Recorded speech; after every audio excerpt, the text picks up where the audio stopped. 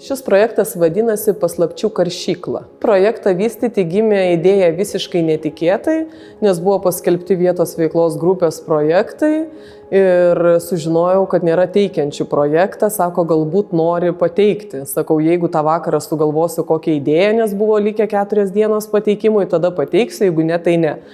Ir vis ramybės nedavė tas klausimas, yra galimybė ir reikėtų ją kažkaip išnaudoti. Kadangi dabar neveikianti, kaip ir aparatai neveikiantis Vilnų karšyklos yra čia pastate, tai ta karšykla naudojama tik edukacijom. Bet tokia senas pastatas kaip ir nelabai patrauklus buvo. Ir netikėtai buvau gavusi komercinį pasiūlymą apie pabėgimo kambario įrengimą.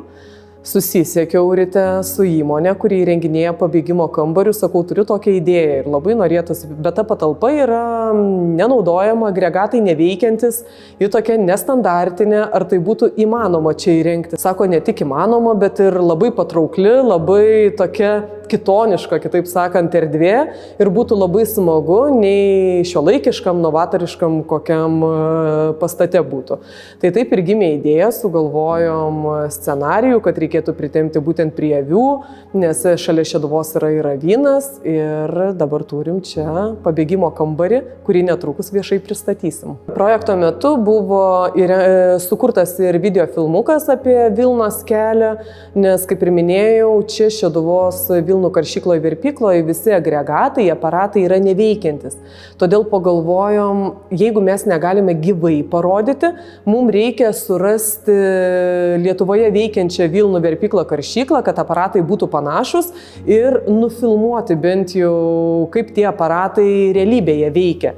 Tai susisiekėme su Plungės Vilnų karšykla ir būtent savininkas geranoriškai sutiko, kad jų Vilnų karšykloje virpykloje nufilmuotumėm visus veikiančius aparatus ir geranoriškai apie juos papasakojo. Todėl dabar turim sukūrę filmuką, kurio metu galime parodyti, kaip gyvai yra apdirbama vilna ir iš jos yra išgaunamas siūlas. To paties filmuko metu nufilmavome ir iš kur ta vilna gimsta, kaip sakoma, nes mes šalia Šeduvos turim didelį avininkystės ūkį, tai būtent avininkystės ūkyje nufilmavom, kaip ta vilna nukerpama, kaip jinai apdirbama, kaip nukeliauja, kaip plaunama, kaip nukeliauja į Vilnų karšyklą. Ir, kaip žinome, vilna yra naudojama ne tik rūbams, ne tik siūlams, bet ir dabar vyksta įvairių edukacijų. Todėl trečioji filmuko dalis buvo nufilmuota Radviliškio kultūros centro filiale, Pakiršinio dvare, kaip yra vykdomos edukacijos, kaip galima nusinerti, nusiausti apyrankę ar pasigaminti kitokių įdomybių. Pirmuoju etapu mes įrengėm pabėgimo kambarį ir sukūrėm filmuką Vilnos kelias.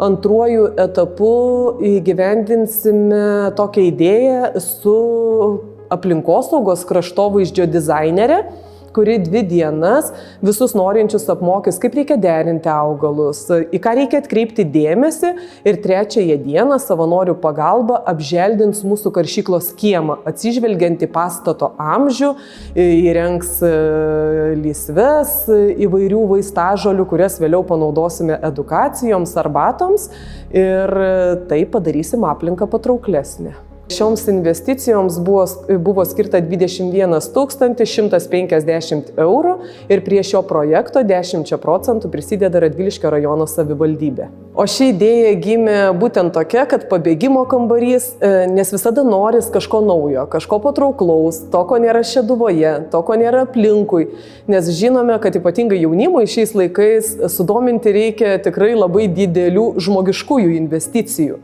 Tai šita idėja buvo, kad pritraukti tą jaunesnį žmogų ir kad bežaidžiant jis ne tik įjungtų savo smegenis, bet ir sužinotų kažką naujo. Tai labai smagu, kad Europos investiciniai fondai skiria finansavimą regionams, nes be šių fondų tikriausiai sunkiai galėtumėm įgyvendinti tokius projektus, nes mes esam kultūros centras, mūsų pagrindinis finansavimas vis tiek yra į kultūrinius renginius, nors ir čia, aš manau, tikrai yra toks kultūrinis, supažindinantis būtent su mūsų kraštu, bet tai yra nemažos investicijos būtent mūsų vykdomai veiklai. Tai labai smagu, kad ir savivaldybė mus palaiko, nes be šių fondų, šių patrauklių idėjų nebūtumėm įgyvendinę.